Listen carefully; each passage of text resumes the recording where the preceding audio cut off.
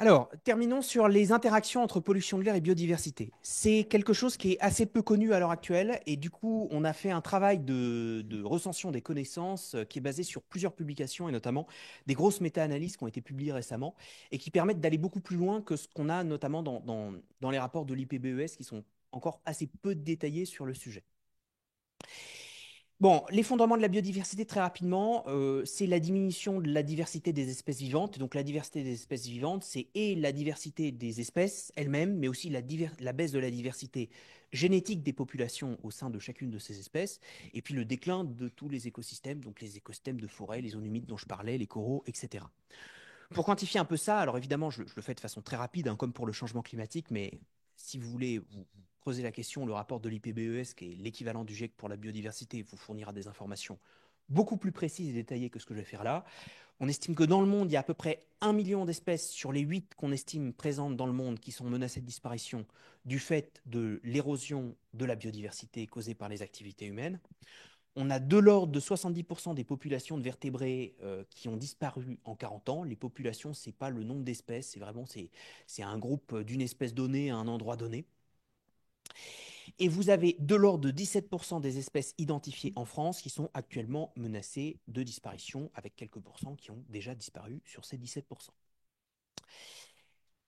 L'érosion de la biodiversité, on va beaucoup parler de l'impact de la pollution de l'air sur la biodiversité. Il ne faut pas oublier que les 5 activités humaines qui sont à l'origine de la grande majorité de l'effondrement de la biodiversité n'ont rien à voir avec la pollution de l'air. La pollution de l'air, c'est un facteur parmi d'autres.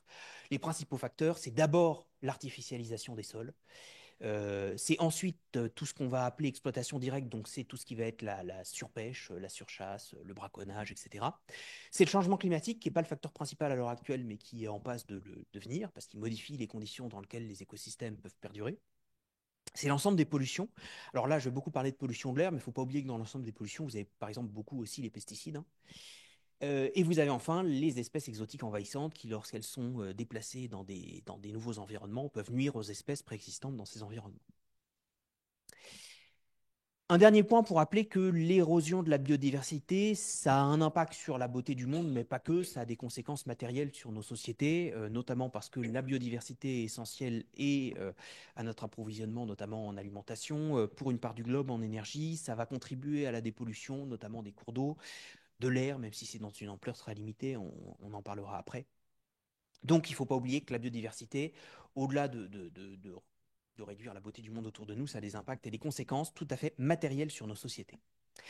Alors, c'est quoi les impacts de la pollution de l'air sur la biodiversité? C'est résumé ici. La biodiversité a des impacts qui sont majeurs, d'abord sur la végétation, ensuite sur les invertébrés, notamment sur les invertébrés pollinisateurs, sur les animaux et végétaux d'eau douce, et dans une moindre mesure sur les sols et sur les océans. Donc, c'est ce qu'on va détailler maintenant. Si on peut passer à la slide suivante. Donc, un des principaux impacts de la pollution de l'air, c'est un de ceux qui est le mieux connu historiquement, c'est l'impact de l'ozone sur les végétaux. Alors pourquoi? Parce que l'ozone, en plus d'être fortement nocif pour la santé humaine, l'ozone, il va ralentir la croissance des végétaux. Comment ça marche? En fait, quand vous avez des végétaux qui sont soumis à de l'ozone de basse altitude, les végétaux, pour se défendre, vont produire des antioxydants. Et la production de ces antioxydants, ça va consommer de l'énergie.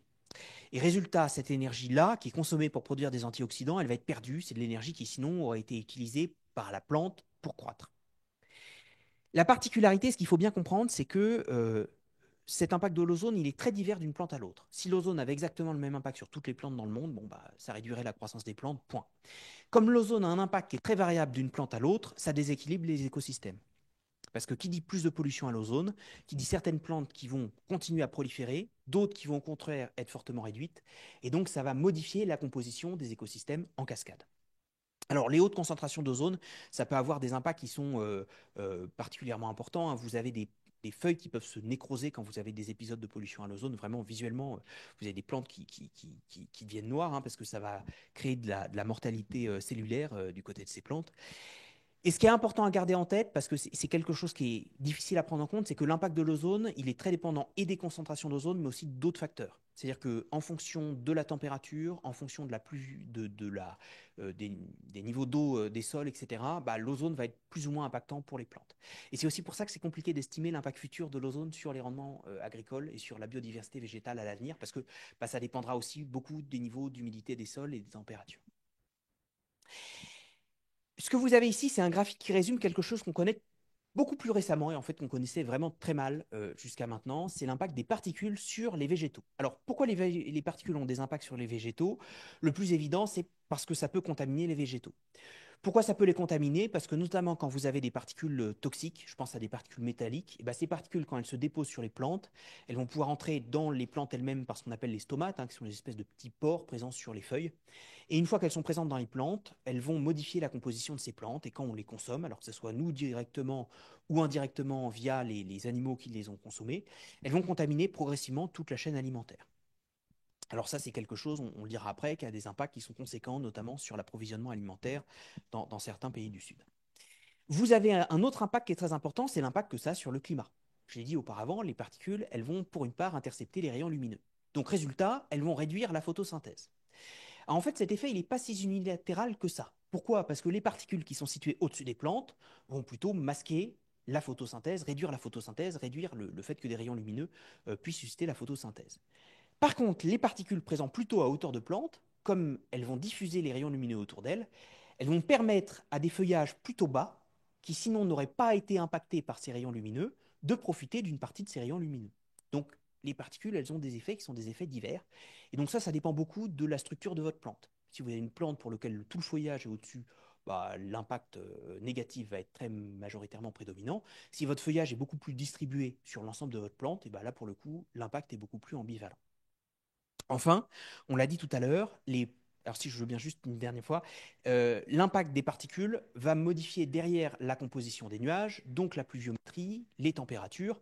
Et donc ça, c'est des impacts qui peuvent être des impacts plutôt croissants ou masquants, ou plutôt décroissants de la croissance des plantes en fonction de la modification de la température, de la météo que ça occasionne. Je vous donne tout ça d'un point de vue qualitatif. Je quantifie ce qu'on est capable de quantifier à la toute fin. La pollution de l'air, et ça c'est vraiment très récent, vous avez une grosse méta-analyse qui commence à nous informer là-dessus, ça a un impact très important sur les invertébrés et notamment les invertébrés pollinisateurs. Pourquoi? Parce que les pollinisateurs, pour se repérer, ils vont avoir besoin notamment des composés organiques volatiles émis par les plantes qui, comme je vous le disais avant, sont ce qui fait les émissions odorantes émises par les plantes. Quand vous avez des polluants dans l'air, notamment de l'ozone, des oxydes d'azote, cet ozone et cet oxyde d'azote va modifier la présence de ces composés chimiques dans l'atmosphère. Ils vont réagir chimiquement avec les coves et ils vont former d'autres composés. Et donc, résultat, les pollinisateurs qui allaient chercher les plantes sur la base de composés organiques volatiles spécifiques vont moins les retrouver, on les retrouver de façon modifiée dans l'atmosphère, et donc vont avoir beaucoup plus de difficultés à identifier les plantes à polliniser. Et donc, derrière, ça va avoir un impact sur leur abondance, et ça va avoir un impact sur leur capacité à s'alimenter et à réaliser la pollinisation. Alors ça a d'autres impacts, hein, c'est notamment, on voit que les polluants de l'air en haute concentration, ça a modifié même la condition physique des invertébrés, hein, notamment ça a modifié la composition chimique de leur antenne, donc derrière ça dégrade aussi leur capacité à identifier les plantes qui veulent polliniser. Et donc ça, du coup, indirectement, ça a un impact important sur la croissance des plantes. Si on revient sur la slide du début, je vais passer plus rapidement sur les autres effets parce qu'ils sont moins importants en ampleur. Alors le premier, c'est quand même que quand vous émettez des polluants de l'air, vous émettez souvent des gaz à effet de serre, hein, je l'ai dit avant. Donc bah, les activités émettrices de polluants de l'air, elles sont doublement nocives pour la biodiversité. Elles sont nocives parce qu'elles génèrent des polluants de l'air nocifs, et elles sont nocives parce qu'elles aggravent le réchauffement climatique qui lui-même a des impacts nocifs sur la biodiversité. Autre impact, c'est l'impact spécifique du dioxyde d'azote et de l'ammoniac sur les cours d'eau. Pourquoi? Parce que dans le dioxyde d'azote et l'ammoniac, vous avez un atome particulier, l'azote. Et l'azote, pardon, c'est un fertilisant. Donc quand ça se dépose sur des cours d'eau, notamment des cours d'eau qui sont un peu à l'écart d'activité humaine, dans lesquels vous n'avez pas trop d'azote et de phosphore, ça va booster la production d'algues. Et quand vous boostez la production d'algues, il y a tout un tas de mécanismes complexes qui vont faire baisser fortement les concentrations d'oxygène dans ces cours d'eau. Et qui dit concentration d'oxygène en baisse, occasionne un phénomène qu'on appelle l'eutrophisation des cours d'eau et qui dit baisse forte de la présence de biodiversité marine, végétale et animale dans ces cours d'eau. C'est un phénomène qui, dans le monde, est beaucoup plus majoritairement lié à la surabondance d'azote et de phosphore liée à des épandages d'engrais qui, lorsqu'ils coulent dans les cours d'eau, vont booster la présence d'azote et de phosphore. Mais il y a certains endroits où ces dépôts atmosphériques d'azote et de phosphore vont contribuer fortement à l'eutrophisation des cours d'eau. Et enfin, la pollution de l'air, ça a un impact qui, pour le coup, a un impact positif. C'est que dans les polluants de l'air, vous avez des particules qui peuvent contenir un peu de phosphore, un peu de fer. Et ce phosphore, ce fer, dans les mers, ça va plutôt avoir un rôle fertilisant, notamment du phytoplancton. C'est beaucoup lié typiquement aux particules des tempêtes de sable, puisque typiquement, vous savez, dans le Sahara, il y a des gros réservoirs de phosphore, hein. C'est pour ça qu'on va aller chercher du phosphore dans le Sahara occidental. Et du coup, ce phosphore, quand il se retrouve dans l'eau, notamment dans les océans, c'est ce qui explique en bonne partie les mécanismes d'apparition du phytoplancton derrière, puisque ça va fertiliser ces cours d'eau. Si on passe à la slide suivante, comment on quantifie tout ça? Alors évidemment, les impacts sur la biodiversité au global, ils sont très difficilement quantifiables. C'est des choses qu'on connaît encore assez peu. Dans les estimations qu'on a, on estime que l'ozone, globalement, il réduit de 10% ce qu'on appelle la matière organique élaborée par les végétaux chaque année. C'est quoi? C'est en fait c'est le volume des plantes, hein. C'est le volume des plantes. Donc on estime que cet ozone réduit de 10% le volume des plantes, la croissance des plantes chaque année. Il y a un phénomène que je n'ai pas explicité, je suis désolé, je suis passé trop vite. Un dernier phénomène qui, pour le coup, a disparu en Europe, mais qui est très présent notamment encore en Asie et en Afrique, c'est les pluies acides. Les pluies acides, c'est quoi? C'est des émissions de dioxyde de soufre qui, lorsqu'ils sont lessivés par l'eau, vont acidifier les gouttes d'eau. Et des gouttes d'eau acides, lorsqu'elles se déposent sur des végétaux ou sur des cours d'eau, vont acidifier du coup ces sols, vont provoquer la nécrose des plantes. Et ça a un impact qui est tout à fait conséquent sur les plantes, puisque vous le voyez, avant les années 2000, en Europe, on estime qu'on avait 20% des espèces végétales et animales qui étaient touchées et 25% des arbres européens qui étaient endommagés. Vous avez dans les années 80 des forêts qui, après plusieurs semaines de pluie acide, ressemblaient à des forêts brûlées. C'est vraiment quelque chose qui était très impressionnant visuellement. Et enfin, l'eutrophisation, en fait, la réduction de l'eutrophisation liée à la pollution de l'air, c'est un des gros objectifs du Green Deal européen. Et du coup, c'est quelque chose qui est suivi à l'échelle européenne et on estime qu'il y a 75% des écosystèmes, notamment des cours d'eau, qui sont concernés à l'heure actuelle. Donc, dont l'eutrophisation est liée au moins en partie au dépôt de polluants de l'air sur ces cours d'eau. Donc, c'est un phénomène qui n'est pas un phénomène négligeable. Alors, si on passe à la slide suivante, ce qu'on sait quand même nettement mieux quantifier, c'est l'impact que ça a sur les rendements agricoles, même si c'est encore compliqué.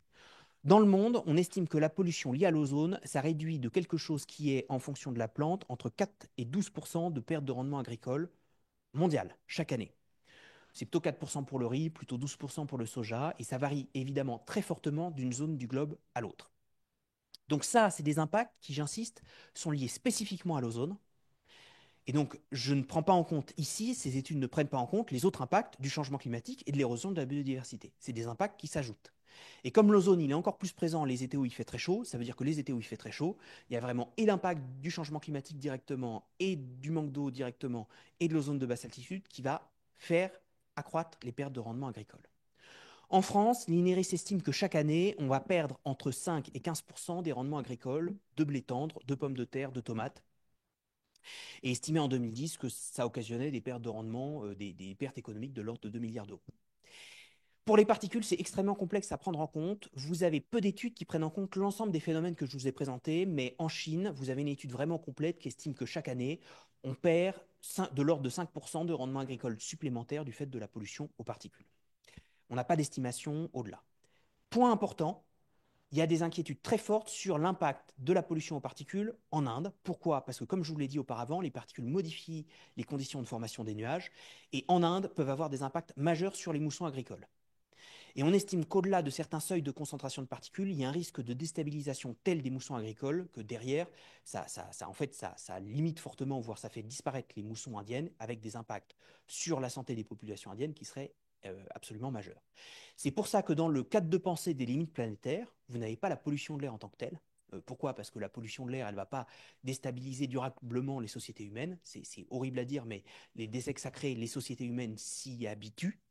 Par contre, la limite, la neuvième limite, c'est la charge des aérosols dans l'atmosphère au-dessus de l'Inde, qui, si elle dépasse un certain seuil, risque d'avoir des impacts, pour le coup, extrêmement brutaux et massifs sur la capacité à s'alimenter des populations indiennes, donc le milliard d'habitants indiens. Sur l'impact de l'ozone sur les invertébrés, on estime que dans les zones polluées par l'ozone, vous avez une réduction en moyenne d'un tiers des performances des invertébrés. Donc les performances, c'est la reproduction des invertébrés, leur capacité à s'alimenter, etc.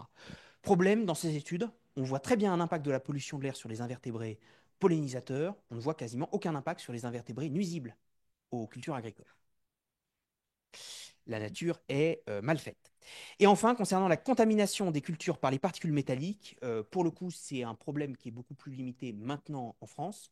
Par contre, historiquement, on peut retrouver toujours des zones contaminées par des émissions anciennes, pardon, notamment industrielles dans certains sols.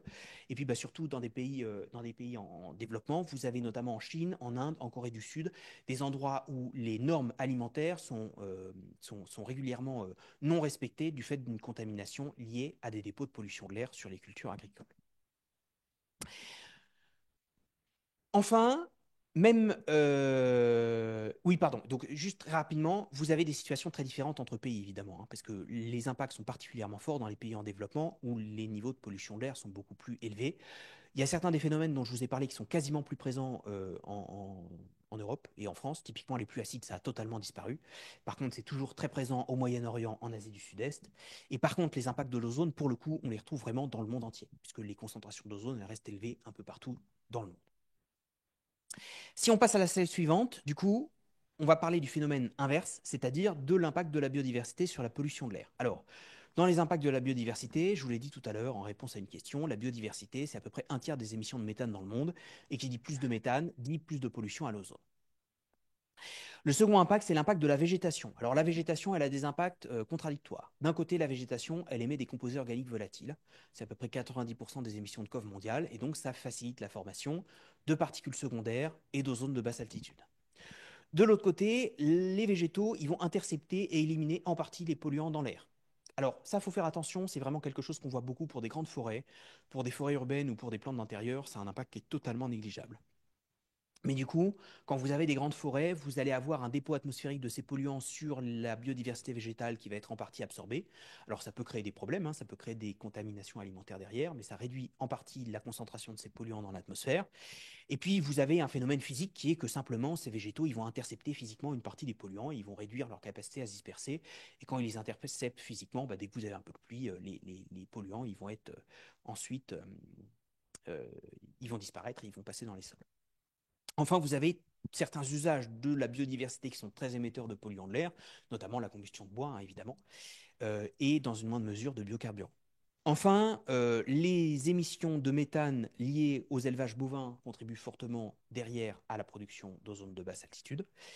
Et vous avez par contre les haies qui ont un impact inverse. Les haies vont réduire fortement l'érosion des sols et donc la production de particules liées au sol très sec.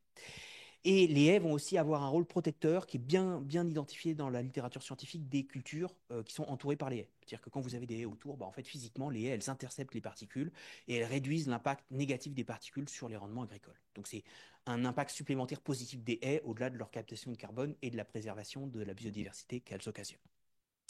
Si on passe à la slide suivante, euh, vous avez ici même méthode que pour le climat, l'identification des politiques gagnantes-gagnantes. Alors, comme pour le climat, dans l'essentiel, vous avez la réduction de l'usage de l'énergie fossile, parce que vous réduisez à la fois les émissions de gaz à effet de serre et donc les impacts sur la pollution de l'air associée, l'extraction de ressources et donc l'impact sur l'artificialisation des sols nocifs à la biodiversité associée, et les émissions de polluants de l'air associés. Pour le coup, concernant le bois, bah, la réduction de l'usage du bois est globalement gagnant-gagnant sur la biodiversité, hein, c'est moins bilatéral pardon, pour le changement climatique. Pourquoi? Parce que bah, vous avez certaines zones, pas partout évidemment, mais où le surusage de bois énergie va occasionner de la déforestation nocif à la biodiversité. Et le bois est très émetteur de polluants de l'air pour des raisons dont j'ai parlé. Dans ce qui est gagnant-gagnant, vous avez par contre la plantation de haies. La plantation de haies, ça fait partie de ce qui est très efficace pour préserver localement la biodiversité. Et comme je viens de l'exposer, ça permet de réduire l'exposition des cultures notamment et l'érosion des sols générateurs de particules minérales. Limiter d'usage d'engrais, bah là encore, c'est une politique gagnante-gagnante. Côté pollution de l'air, j'ai expliqué avant, mais aussi parce que bah, l'engrais derrière, il peut, lorsqu'il atteint des cours d'eau stagnants, occasionner de l'eutrophisation des cours d'eau et donc réduire les usages des engrais. Ça va être gagnant-gagnant pour protéger la biodiversité dans ces cours d'eau. Limiter l'élevage animal et la consommation de viande. Pourquoi? Parce que ça réduit derrière les émissions de méthane dans des proportions importantes. Vous avez des estimations, des scénarios qui essayent d'estimer l'impact qu'aurait, alors c'est des impacts théoriques évidemment, mais le remplacement de l'intégralité de l'alimentation animale par une alimentation 100% végétale. Et du coup, on estime que ça réduirait de 80 à 90% les émissions de méthane et d'ammoniac liées aux engrais consommés par l'alimentation dans le monde. Donc vraiment, il y a une part très importante du méthane et de l'ammoniac générés par les activités agricoles qui est liée spécifiquement aux consommations animales. La limitation de l'usage de biocarburants va être gagnant-gagnant parce que, comme je l'ai dit, les biocarburants génèrent des polluants de l'air lorsqu'on les brûle, mais aussi parce que ces biocarburants, quand on va les faire pousser, certains vont émettre fortement des composés organiques volatiles. Ça dépend beaucoup du type de plante qui va être utilisé, hein, là encore. Et enfin, implanter de façon précautionneuse des forêts urbaines va être gagnant-gagnant. Alors pourquoi de façon précautionneuse? Parce qu'il faut faire en sorte quand même d'implanter des forêts qui ne vont pas émettre trop de pollen, hein, allergisant dans les zones urbaines, parce que vous avez certains arbres qui peuvent vraiment émettre beaucoup de composés organiques volatiles. Mais par contre, on voit que globalement, les forêts urbaines, leur impact sur la pollution de l'air est quand même, à part sur les pollens quand ils sont mal choisis, très limité, et que c'est un très fort outil, et pour limiter les pics de chaleur en été, et pour préserver la biodiversité en ville. Là encore, tout ce que je viens de vous présenter je vais passer, va être résumé de façon plus exhaustive dans deux dossiers. Un air par dossier qui va être publié et que vous allez pouvoir du coup garder et avoir en version papier, en version exclusive en repartant si vous le souhaitez, et dans une note qui va être publiée le 22 mai, la semaine prochaine, et qui non seulement recense toutes ces connaissances, mais détaille derrière les publications sur lesquelles on s'est appuyé. Comme je vous l'ai dit, c'est vraiment un champ qui est assez neuf et assez récent. Et on a eu la chance d'avoir plusieurs méta-analyses qui permettent d'approfondir le sujet. En fait, quand on regarde un peu l'évolution et l'impact, je vais terminer là-dessus dans le monde, on voit que les conclusions qu'on peut en tirer, elles sont très diverses en fonction de là où on se trouve. Dans nos pays, dans les pays développés, on est plutôt sur une tendance à la baisse des niveaux de pollution de l'air. Donc, l'amélioration de la qualité de l'air, il faut se dire que la compréhension de ces liens, c'est plutôt une motivation supplémentaire. En plus de protéger la santé, on va pouvoir préserver la biodiversité et limiter l'érosion de la biodiversité en limitant la pollution de l'air. Ce que ça dit dans les pays en développement où vous avez des niveaux de pollution de l'air qui sont toujours très hauts, voire à certains endroits comme en Afrique qui risquent d'augmenter, ce que ça dit, c'est que ça va sans doute, ça risque d'avoir un impact majeur qui est pour le moment pas anticipé, qui va s'ajouter à celui du réchauffement climatique, dont on sait qu'il va être particulièrement fort dans les pays en développement, et celui de l'érosion de la biodiversité, qui là encore risque d'être encore plus fort dans les pays en développement. Et donc, il y a un vrai besoin de mieux comprendre les impacts que va avoir le surcroît de pollution de l'air et qui va s'ajouter, j'insiste bien, ça va être cumulatif, au réchauffement climatique et à l'érosion de la biodiversité. Et manque de chance, les pays en développement sont généralement les zones dans lesquelles les réseaux de mesure de la pollution de l'air sont les moins présents. Nous, c'est quelque chose sur lequel on travaille beaucoup pour accompagner la mise en place de réseaux de mesure, et donc du coup dans lequel on a le moins la possibilité de mener des études pour mieux comprendre l'impact que ça a, et donc pour motiver derrière la réduction de la pollution de l'air.